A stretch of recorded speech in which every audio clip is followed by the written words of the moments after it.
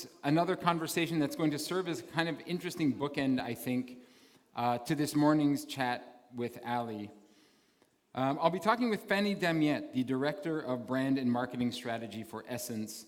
SSENSE, the gigantic fashion platform currently serving 114 countries and generating over 30 million monthly page views. Founded in 2003, SSENSE is at the vanguard of directional retail with its mix of luxury streetwear and avant-garde labels. In her role, Fanny leads various branding, marketing, and customer insights initiatives for the company. And she's also a guest lecturer at the Institut Français de la Mode in Paris, where she serves as a mentor and a coach to young fashion tech entrepreneurs. She holds an Executive MBA from IFM and a joint BBA from Reims Management School in France and Tongji University in Shanghai. Please welcome to the stage Fanny Damiette.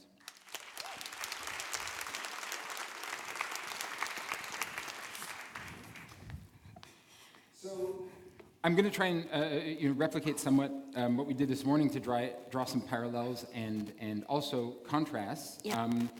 And just so you know, I'll turn to the audience again if you guys want to ask questions as we get going. But first, I would love it, Fanny, if you could just situate us for a second.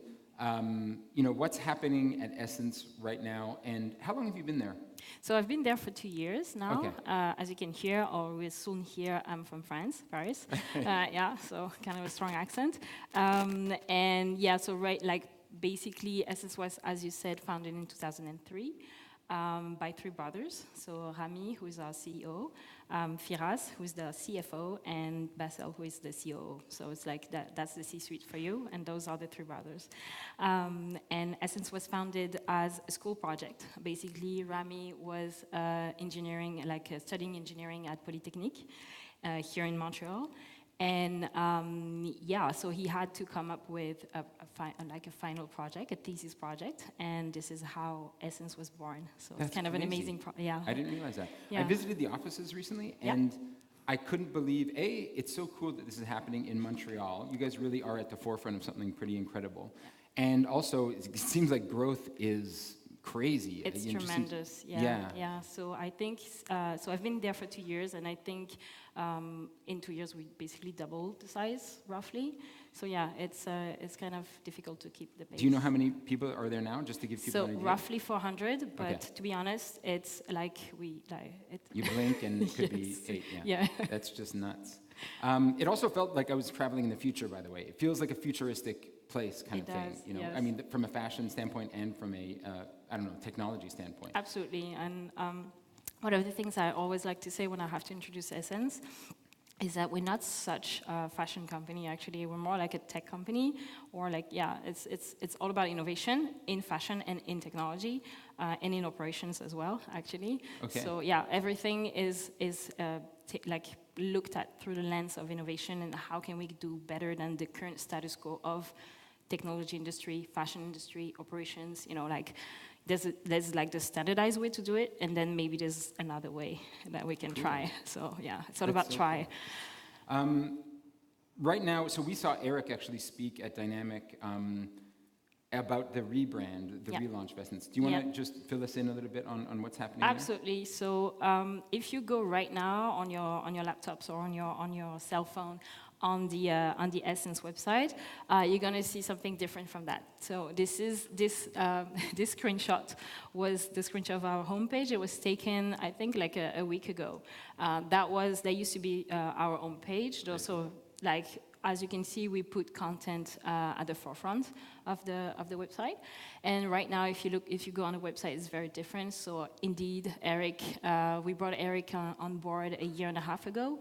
And him and his team, the team that he had to build, on the spot, came up with this new identity, this new visual identity based on the work that my team, the branding team, did 6 months prior. So before that, everything, the whole visual identity, the whole visual universe of SSENSE was basically based on, I don't want to say serendipity, but almost. It was based on like, okay, we need to put this feature, let's put it here. But there was no intention behind the design, and it all happened very naturally. It so happened that they created something very distinctive already at that time. Right. And, throughout the years, they added features, they added, elements. But basically, one of my main mandates when I got there was really to make sense of it all and to like see where we could go from there. So that's like what we did with the brand platform and all this brand work that was never done before. There was never any marketing before at Essence.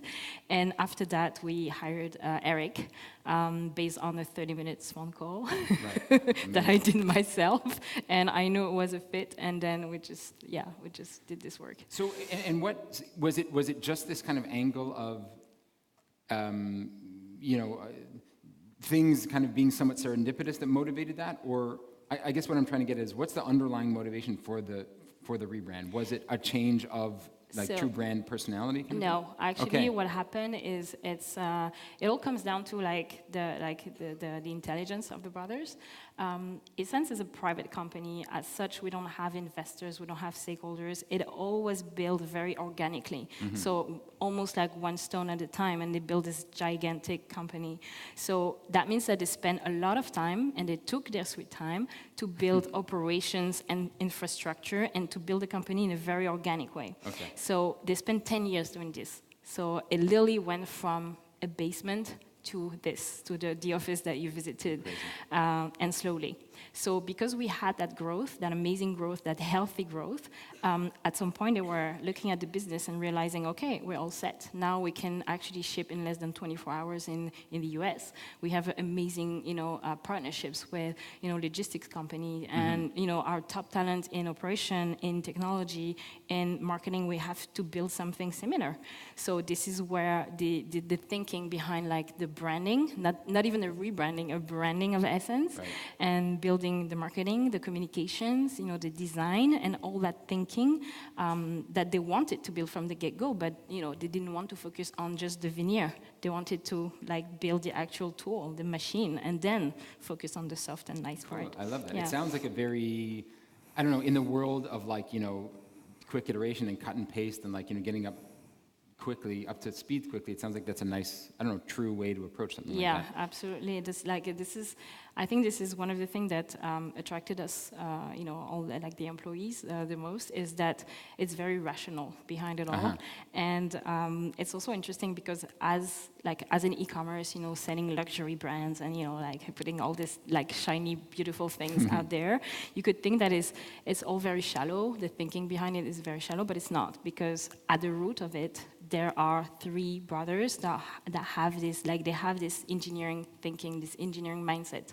So because they build things a certain way and because they think a certain way, this is, like the organic, problem, solution, iteration, and then innovation. This is how we do things. And what's interesting is that even if you look at the creative side of the business, this is also how we work. We work with an engineering mindset. So yeah, That's cool. Yeah.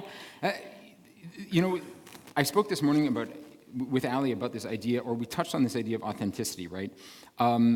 It seems like Glossier and Into the Gloss, the way she talks about it, it comes from this authentic place because they started not as a product company. They started as editorial and covering the industry. And if you go to Essence right now, as you just relayed, it feels like this is a news publication. This is like you've taken an amazing leap forward in terms of what other people might call, content production. It feels like a real editorial organization. Is that, how do you deal with this kind of like challenge of authenticity? Where does that come from, that inspiration there? So the idea to do content was also always there. So Rami was always very interested into building this capacity within Essence. We tried several things, but when it became really obvious is when we met Jörg Koch, so the founder of 032C magazine. So it's a very influential contemporary culture magazine based in Berlin. And basically, when he met him, he realized that this is the kind of like integrity that I want to build on Essence, on the Essence side of the content. And one of the also, if you look at the e-com images that, sorry, so I have to go, yeah, a bit further. So these are our offices. Future. I'm just going through it, but I want to go to, oh yeah, so that's like content, like this is how it looks right now. And one of the, like, if you look at the actual e-com page, and yes, I'm wearing that actual dress here on top, yeah. And Nice. yes, I have the same hair as the model. I cannot wear any of those clothes. This is completely by chance, by the way. Yeah, so if you look at the website, like the way the clothing, the e-commerce is styled was always very editorial from the get-go. So that was one of the, like, you know, like of the main point of doing e-com our way. And because that editorial mindset was also there from the beginning, doing the content size in an editorial way was also a priority and was also part of like the, you know, the idea behind hiring someone like Jörg, who uses fashion as a lens to interpret and to translate contemporary culture. Okay. So 032C, if you go into that magazine, first it looks like a, you know, just a nice fashion magazine, but it's not. It's much more than that. It's like, it's a manual for contemporary culture. So they use fashion as a way, you know, to understand the world. So Jörg is an interesting study for me, because when I heard that you guys were partnering up, essentially, you know, I kind of looked at it as like, oh man, how did they, you know, ostensibly a product company, a fashion company, how did they convince Jörg? Like, is there a credibility question, in other words, there, to be able to say, well, listen, we really believe in what you do, come do it on our behalf and with us. Was that challenging, or? Yes, it was not challenging to convince Jörg, because I think Jörg saw the potential of a platform like ours. 032C, with all its aura, it's still a small publication. And I think what attracted him into our, you know, platform is that reach that we have and that audience that we have. 80% of our audience is of like millennial. So that's amazing. Not a lot of websites have that kind of reach. Yeah. And it's also like a certain kind of millennial, like the kind that buy, you know, like Off-White and Vêtements and Gosha Rubczynski. So it's kind of like educated millennial, you know, interested in contemporary culture and contemporary fashion, a bit daring. And this is the target that he wants also for 032C. So I think he saw the opportunity of the partnership right there. What was difficult though, and it's getting way better now, because of Jörg and because of also like the credibility that we built with the e-com side, is that attracting talent, but like very editorial talent, without Jörg was not necessarily, you know, possible. Right. And right now, because of, you know, like we build that credibility the same, like very slowly, one stone at a time, and now we have that. So now we can actually, you know, work with the best out there. Cool. For the fashion side and for editorial writers, photographers, anything. It's amazing, because this is the exact opposite roadmap, but you'll arrive at the same place, right? Yeah. We are as much an editorial company as we are a fashion company or you know, a physical product company. And this is kind of what everyone, like if I lump in most retailers and most fashion companies, that's what they are looking to achieve, right? Yes. So instead of asking the Glacier question, which is like, you know, how did you kind of add the commerce side to it? It is all about how do people outside of this room, outside of Essence, add this, is the editorial side of it. What is the secret sauce there that you might say to a fashion tech entrepreneur who starts the other way? You know, what's the way to achieve this kind of thing? Well, I think you kind of like hinted at it before. It's like that idea of integrity and authenticity in the message. If you look at, I tried to go back. Oh yeah, it works. Yeah, that's the slide I wanted. No, and that I screwed it up. Yeah. So close. there. So if you look at, for example, even when we do a feature on one of the brands that we carry, so here Balenciaga, we don't just talk about, oh, look at that interesting coat or whatever, because that's not what we do, and we don't want to be prescriptive. We don't want to say, wear this skirt with those shoes. We don't want to be that kind of, publication. What we want to say is that use the fashion, use the brands that we carry, and use the personality and the talent that we feature to ask questions. So actually, we don't bring any answers here. We just ask more questions, because we know that our audience, millennials, that's what they like. They like to be triggered. They like to be stimulated, informed, inspired, and that's what we're trying to do with the content. We use fashion as a lens for understanding our world. So here it's more political. It talks about data and the use of data and the problem and the issues that they can bring. But yeah, and yes, it shows like cool clothing, as Cool, best of both worlds. But fashion is a pretext almost, And I think because of the integrity of the team, because we work with 032C, the team is half based in Berlin, half based in Montreal. Cool. And those are all top editors that work with other publications as well. And they are very, if you look at the credential, they never wrote any marketing piece. Those are creative writers. Those are creative photographers. We do not hire, marketing people to write our content. So this is where I guess the difference is. That's right. We don't try to sell product. That's not what we do. That's a real challenge, right? Yeah. I mean, from another marketer standpoint, what they want is, it seems to me, everyone's talking about content. And they look at content as the end, but this is the lens. Yeah. The lens through which you filter this is really the key to the authentic side of it. Like Absolutely, actually pulling it off. Absolutely, because that's also the authenticity is also what we put on the e-com side of the business. Like, if you look at how we feature the brands, it's very straightforward. We don't try to embellish. Even our use of Photoshop is kind of like interesting, because we don't use it to hide flaws.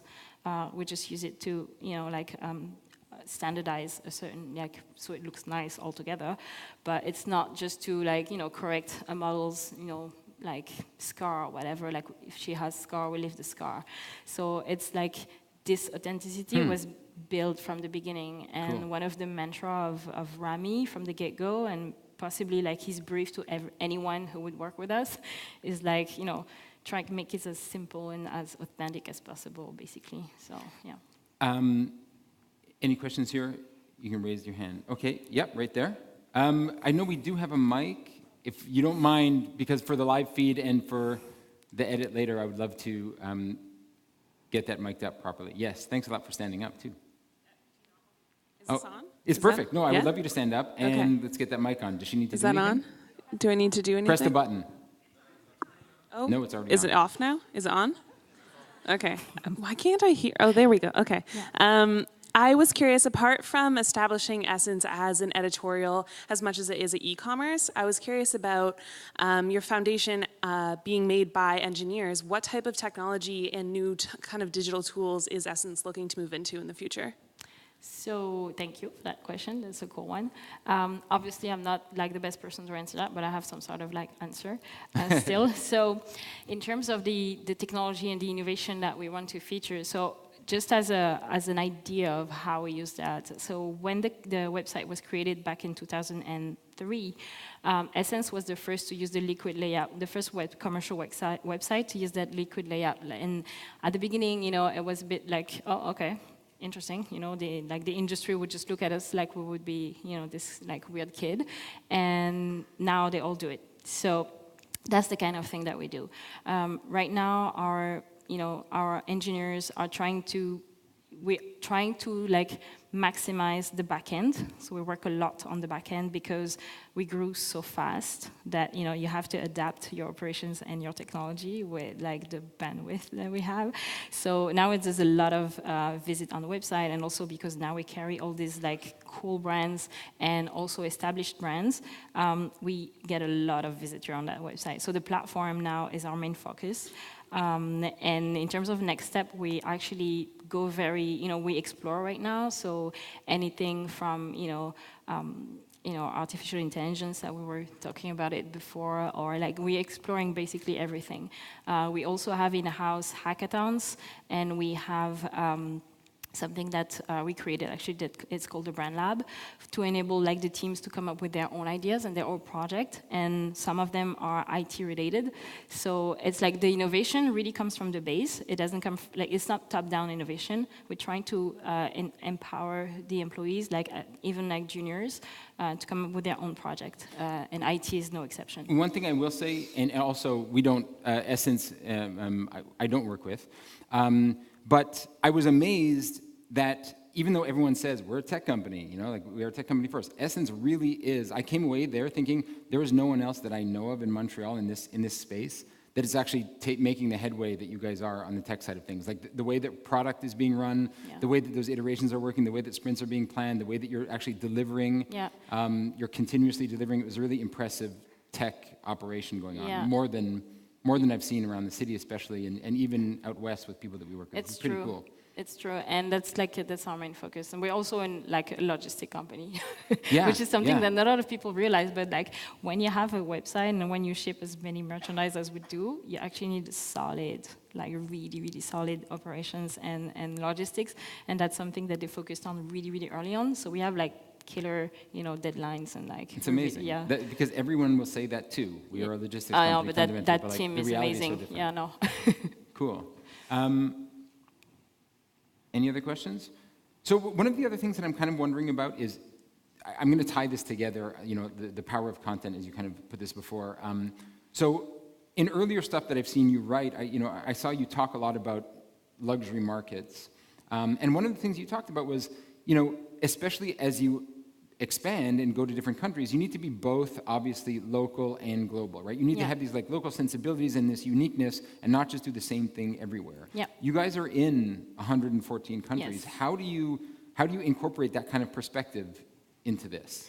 So just as a disclaimer, when I wrote these articles, I was not working at Essence. Right. That was right before. And what's interesting is that I was looking at traditional luxury brands and how, you know, they try to arrive or to get into a market and just apply the same recipe over and over again. Right. And actually now they get kind of like distance themselves from that. And when I got into Essence, what I realized really, really early on is that our core target customer is actually kind of different. It's not that we have a customer in Botswana, a customer in Germany, and a customer, you know, it's actually a global niche.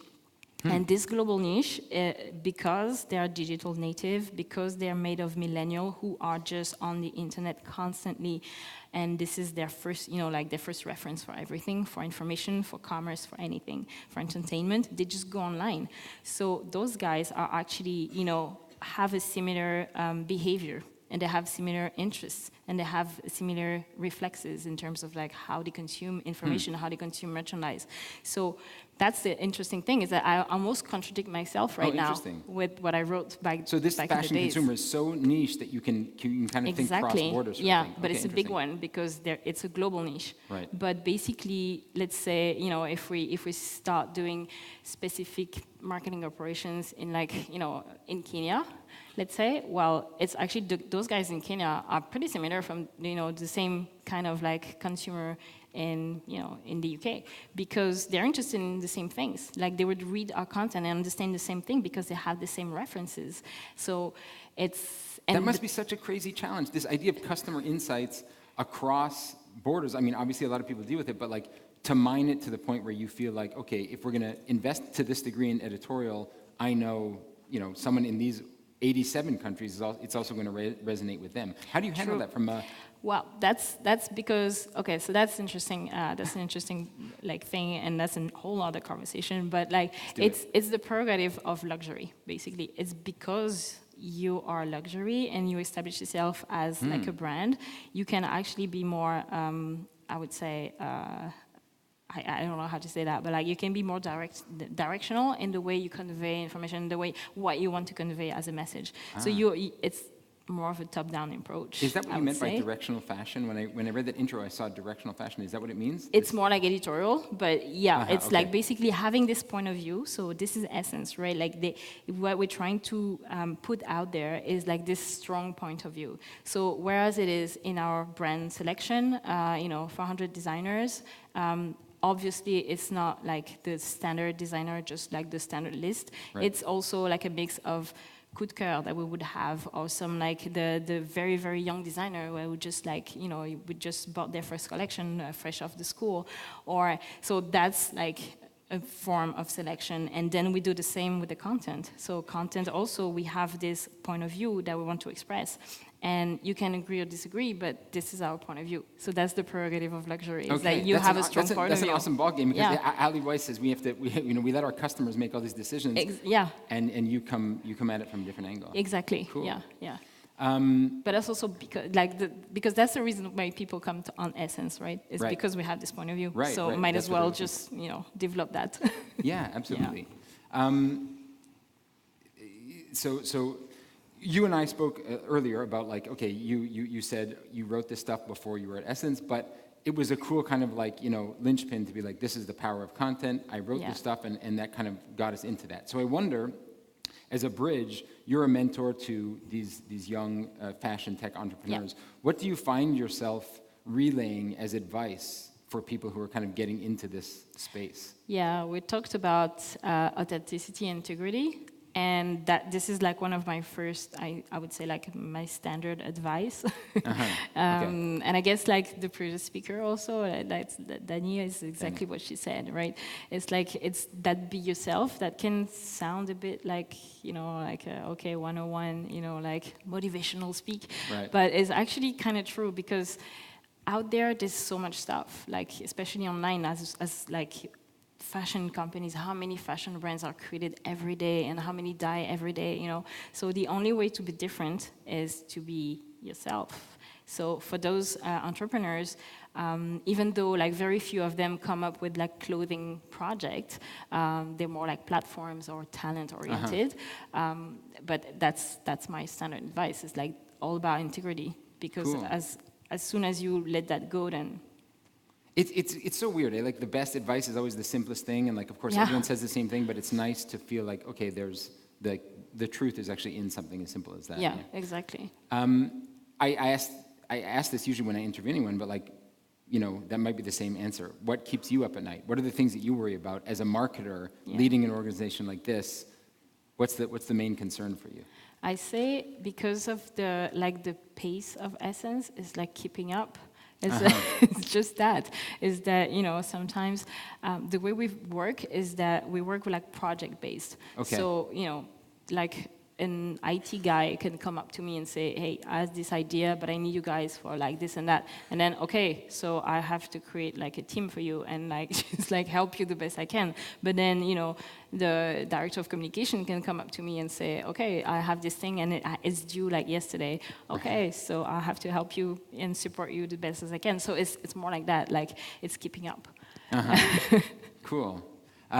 Well, it's a nice problem to have. It is, exactly. From the looks of it, from either Yeah. the outside or actually in the inside, walking through the office, I feel like you guys are doing a wonderful job keeping up. So let's say thanks to Fanny Damiette. Thanks a lot for this. You've been wonderful. Thank you. Thank you for having me.